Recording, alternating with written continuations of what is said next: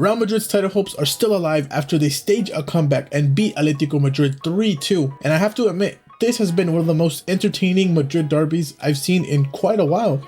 And not only because we won this match, but let's get right into it. We knew both teams would be missing some key players. For example, Real Madrid would be without Courtois, and Atletico Madrid would be without their goalkeeper, Jan Oblak. Arbeloa decided to keep the core starting 11 that played against Man City, and only made 2 changes to the squad. Lunin coming in to replace the injured Courtois, and Carvajal coming in to replace Trent. And it's been reported that this change comes because Trent showed up to practice late and this was his punishment. The rest of the team is as follows: Antonio Rudiger and Dean Howson as the center back partnerships, with Fran Garcia at left back. And in the midfield we had Fede Valverde, the best midfielder in the world, Tchouaméni, Thiago Pitarch, and Arda Güler. And up top we had Brahim Diaz and Vini Jr. And for Atletico Madrid, they came out with Musso in goal, Marcos Llorente, Hanko, Lenormand, and Ruggeri. In the midfield they had Simeone, Cardoso, Koke, and Lookman. And up top they had Antoine Griezmann and Julian Alvarez. The match started off with Real Madrid getting attacks in and really knocking on the door. Fede Valverde even had an opportunity similar to the one he had against Man City in the first leg. He was leaving people in the dust down that right side. Unfortunately, his shot hit the post and he was not able to put it in the back of the net. Sadly, we weren't able to open up the scoring. It was actually Lookman who opened the scoring for Atletico Madrid and gave them the lead in the 33rd minute. The goal came from a beautiful pass from Cardoso to find Lookman down that left side. Carvajal, you could see him pressuring Cardoso in the midfield, which left no one at right back, forcing Rudiger to move over and cover for Carvajal, and Fede Valverde quickly dropped. But a combination of a lack of awareness and a lack of communication,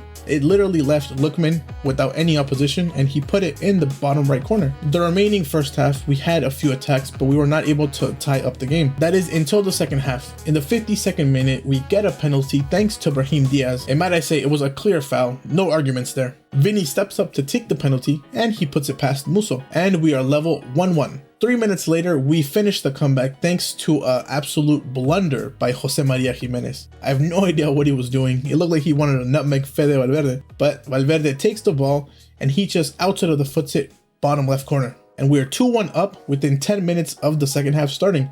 It could not have gone better than that. But unfortunately, substitute Nahuel Molina had different plans. In the 66th minute, he literally pulls a golazo out of his locker. Outside of the box, he cross-bodied into the top left corner. Lunin had no chance of saving that. And in 66 minutes, they tie it up and it's 2-2. The good thing is they weren't able to hold on to that lead for long, because 6 minutes later, thanks to a beautiful pass by Trent, he finds Vini, he takes the ball, and as he's going to the box, he cuts inside and then curls one in, bottom right corner, boom, 3-2. All we have to do is just hold off and we get the 3 points. But this is where the controversy occurs. In the 77th minute, the ref absolutely loses it. What seemed to be a yellow card offense committed by Valverde, the ref goes into his back pocket and gives him a red. The game is gone, honestly, because I don't understand from any point of view how this can be a red card. Bias aside, this is 100% a yellow card, but I just can't seem to understand how this is a red card. You can see him going for the ball. It's not like his intention was going to injure the other player, and thankfully the score did not change and we were able to get the 3 points. After this victory, Arbeloa is finally able to add another name to his list of elite managers he was able to defeat. Started with Mourinho's Benfica, Pep's Man City, and now Simeone's Atletico Madrid. And I have to congratulate the team, and especially Arbeloa. Even though the ref was clearly against us, we were able to get the job done and get the 3 points and keep the pressure on Barcelona. And that is the most important thing, because we could not have gone into this international break and let Barcelona have this big of a gap. We're getting towards the business side of the season, and we cannot afford to drop any more points in La Liga. We still have El Clásico to play in May, and from here until then, every single match we have to pick up the 3 points, because if we don't, we can kiss La Liga goodbye. I did notice a few negatives from the team. When Mbappe came on and Thiago Pitarch came off, our presence when we pressured up high, it wasn't there. It wasn't as noticeable until Mbappe came on, because up top we would have Vini and Brahim does all that hard work, does everything really, team player. But when we have Mbappe and Vini, both of them, they don't really pressure. They don't drop back to support. Now, sure, Mbappe is the top goal scorer of the team. He does provide us with goals, but sometimes it's just not enough for the team-wise, because we have to keep it balanced. And this is going to be Arbeloa's biggest challenge yet. What to do with Mbappe? It is reported that his injury with his knee is completely healed now.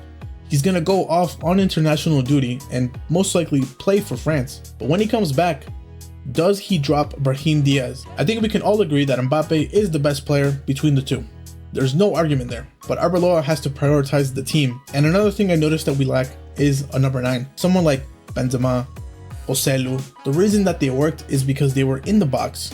They were strong enough, physical enough to be a presence, to be able to win their duels. For example, there was a play when Valverde crossed it into the box, but there was no one. There was no one available. And Mbappe and Vini definitely do not fit that characteristic. And our next match won't be until after the international break when we visit Mallorca. And we will play that on April 4th. But to end it on a good note, I do want to recognize Arbeloa. Arbeloa has literally taken over a team who was probably at their lowest morale-wise and level-wise as well.